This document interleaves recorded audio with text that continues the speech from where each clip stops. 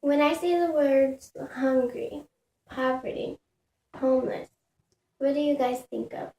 I'm pretty sure you guys think of places far, far away from here.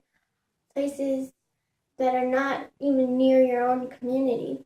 Um, it really worries me because if you look around, there's a lot of homeless people around you, like down the street, in the parks. And nobody really does anything about it. And people see that they're struggling, they just don't want to help. And the people who do want to help are scared because they don't think they are able to do it because they think it's such a big task and that it costs so much money. But in all reality, it's really, you don't have to spend $1 to make a change. You don't have to take so much time out of your life to make the change either. It starts with one little simple step.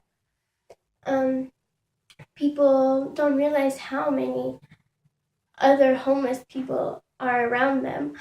Um, for 11.4 million people in Colorado, they are under the poverty line. They don't have enough money to have the meals that they're supposed to. 271,000 of those people are children who can't get the necessary foods they need to live healthy lives. And kids, they need that nutrition, they need that food in their system to develop the way they're supposed to.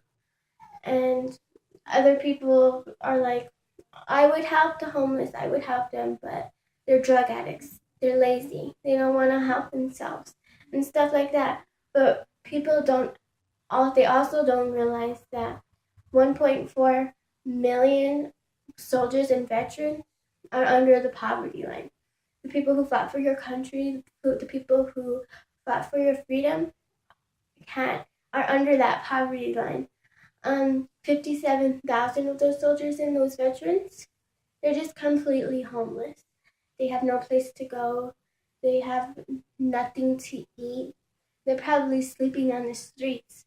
And another bad thing about that is that Denver has almost practically made it illegal to be homeless. So if you're a homeless person is sleeping downtown or sitting on the 16th Street Mall or something, they will be kicked out by police saying that they can't be here. So all of those homeless people that are in Denver are coming here to our community in Westminster. And if we don't help, if we don't make a change, then it's only going to get worse.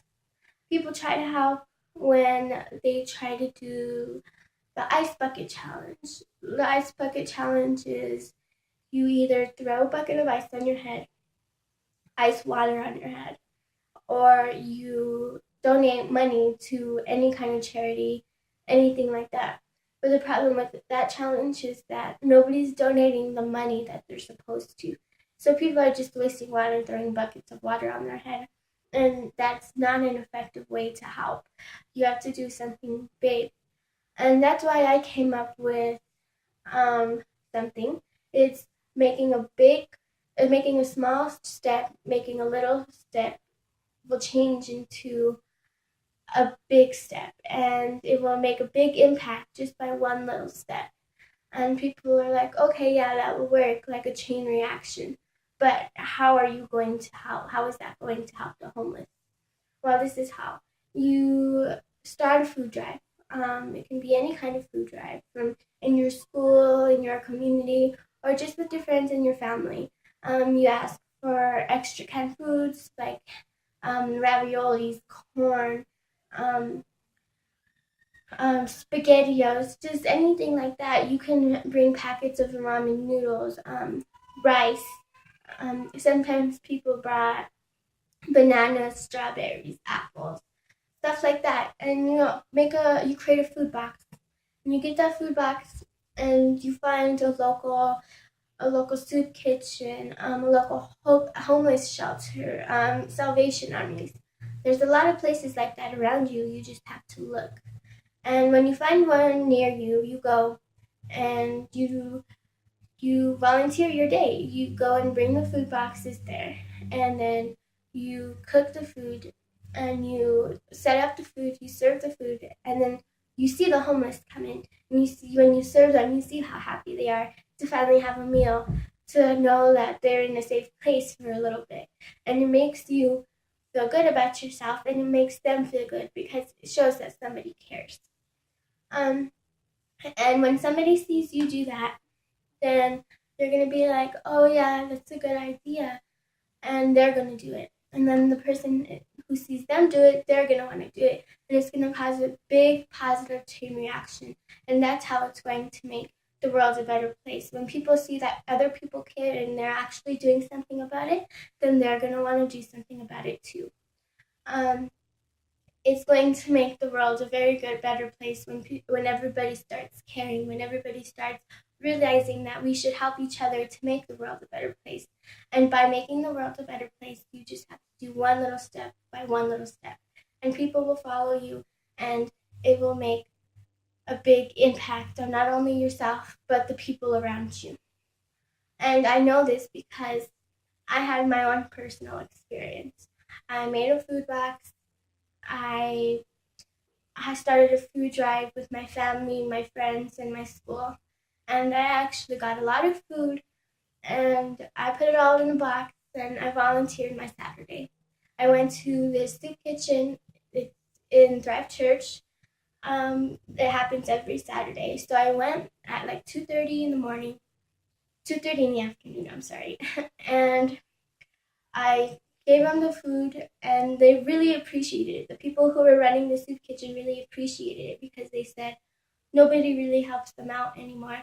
So that made me feel good because one little step, like I said, one little step made a big impact on somebody.